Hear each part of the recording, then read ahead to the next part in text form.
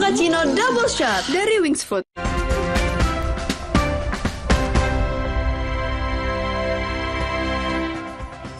Kembali di Sapa Indonesia Pagi, Saudara. Sebuah mobil pickup bermuatan ikan menabrak minibus hingga terbalik di ruas tol Cipularang, Bandung Barat, Jawa Barat.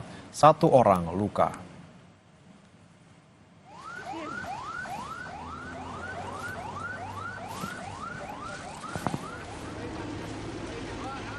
Kecelakaan diduga bermula ketika mobil pickup melaju kencang di lajur cepat menuju arah Bandung. Namun tiba-tiba minibus berpindah jalur ke kanan hingga terjadi kecelakaan. Insiden ini sempat menyebabkan kemacetan panjang hingga 4 km.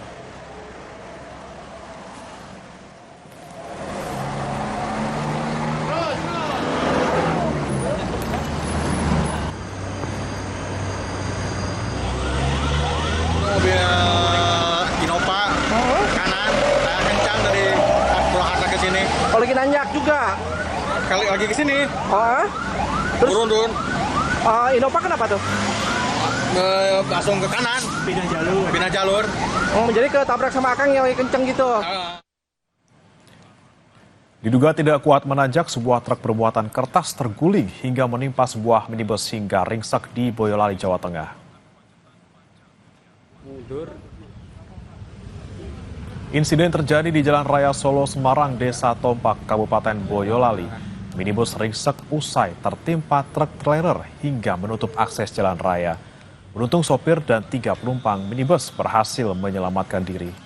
Akibat kejadian ini, jalan utama Semarang Solo sempat macet.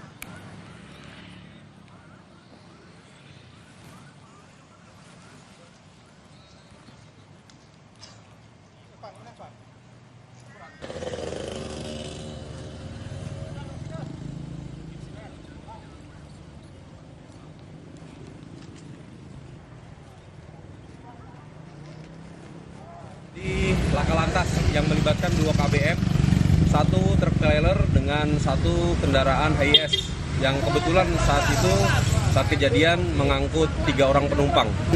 Kondisi mobil HiAce-nya dalam kondisi ringsek, namun penumpang dan driver semua selamat dan tidak ada luka.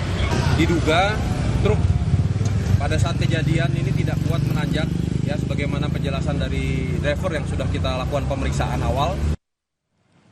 Informasi lainnya, Saudara, TNI Angkatan Udara menggelar latihan Matra Udara 2, Jalak Sakti dan Harda Maruta 1 tahun 2025 di Kabupaten Belitung Timur, Kepulauan Bangka Belitung. Operasi udara gabungan dilaksanakan dalam rangka meningkatkan kemampuan tempur satuan.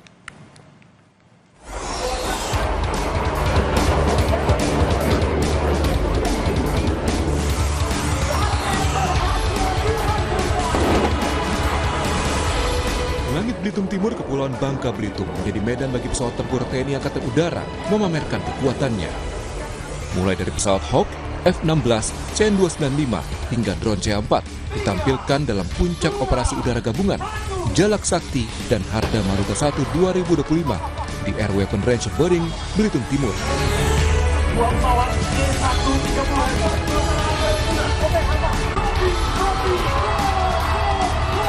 Kepala Staf TNI Angkatan Udara Marsikal Tony Haryono bilang Jalak Sakti 2025 menunjukkan pola operasi penyerangan udara dengan perebutan pangkalan yang bertujuan melihat kesiapsiagaan operasi alutsista di bawah Komando Operasi Udara Kopsut 1. Tujuan dari latihan ini yang pertama melihat kesiapsiagaan operasi alutsista di bawah Korps Udara 1. Kemudian kita juga memeriksa, mengecek profesionalisme personil. Nah, dan ketiga tentunya dari apa yang sudah dilaksanakan kita menguji doktrin. Jadi buku petunjuk, buku-buku yang mendukung kegiatan operasi udara ini kita ujikan, apabila tidak sesuai akan kita revisi. Operasi udara gabungan dalam gelaran Jalak Sakti 2025 melibatkan 1.542 pasukan dari Kopsus 1 dan Komando Pasukan Gerak Cepat Kopasgat yang mencakup operasi intelijen, serangan strategis, perlawanan, informasi, mobilitas udara, hingga teritorial secara serentak guna merebut dominasi udara di mandala operasi.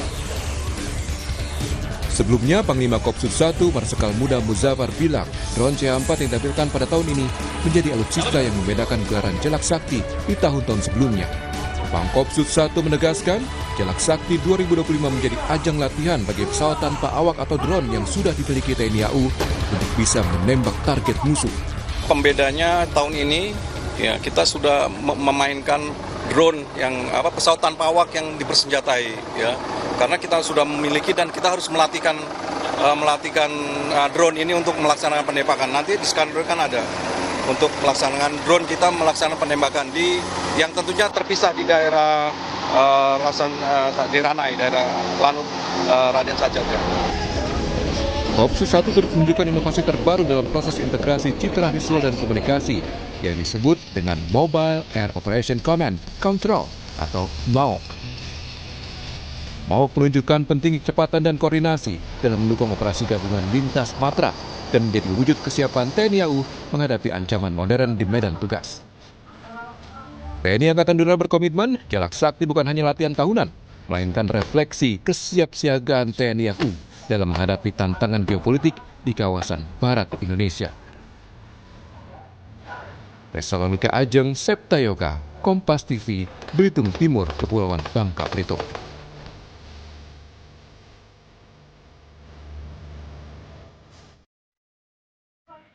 Informasi mancanegara, saudara, 28 orang tewas dalam serangan Israel di jalur Gaza.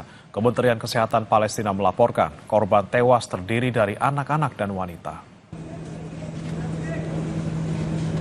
Lebih dari 20 jenazah korban serangan dibawa ke rumah sakit Shifa, sementara 8 lainnya dibawa ke rumah sakit Nasser di bagian selatan Gaza. Serangan terus menghantam wilayah Gaza, di mana tentara Israel masih melakukan operasi militer. Perang di Gaza telah menelan korban lebih dari 56.000 orang. Lebih dari setengahnya adalah wanita dan anak-anak.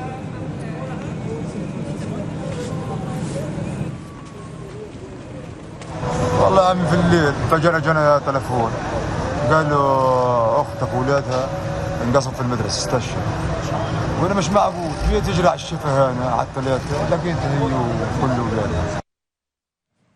Di sisi lain, saudara, gencatan senjata juga tengah menjadi impian warga Gaza, Palestina. Warga pun mengekspresikan kesedihan mereka yang telah menjadi sasaran serangan Israel selama hampir 2 tahun. Mereka pun mempertanyakan soal gencatan senjata yang belum juga tercapai, padahal kondisi yang mereka alami sudah berlangsung lama. Sementara gencatan senjata Iran Israel bisa tercapai dalam waktu kurang dari 2 pekan. ظروف صعبة معيشية صعبة، لا ماكل ولا مشرب ولا مسكن ولا في أي حياة كريمة. يعني الحروب يعني الحرب بدأت، احنا حربنا إلها 2 سنين وللأسف ما انتهتش. حرب في إيران 12 يوم وانتهت، ونأمل من الله عز وجل إنه ربنا ينهي هذه الحرب في أقرب وقت يعني، وإن شاء الله متفائلين خير. Saudara Wakil Ketua DPR Sufmi Dasko Ahmad bilang dalam waktu dekat DPR akan berdialog dengan Presiden Prabowo guna membahas sikap pemerintah atas konflik Iran dan Israel. Dasko bilang DPR ingin memberikan masukan serta mendengar pandangan pemerintah dalam konflik Iran-Israel. Karena hingga kini Prabowo belum menyatakan secara resmi sikap Indonesia atas konflik Iran-Israel. Sebelumnya, kata Wakil Menteri Sekretaris Negara Juri Ardiantoro, posisi Indonesia dalam perang Iran-Israel adalah mendorong perdamaian karena prinsip politik luar negeri bebas aktif dan non-blok yang dianut Indonesia.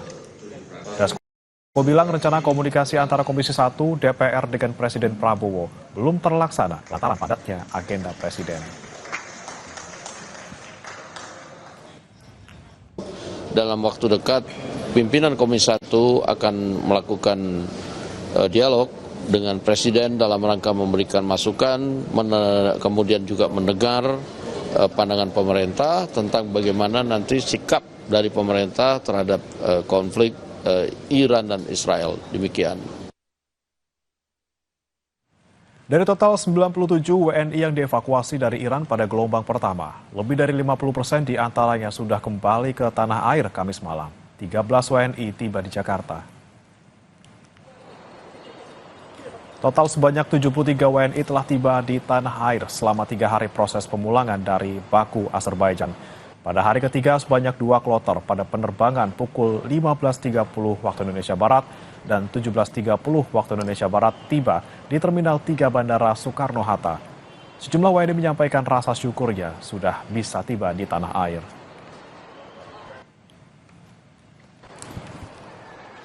Ke Jakartanya naik Garuda itu masih tersendat, masih stuck di sana.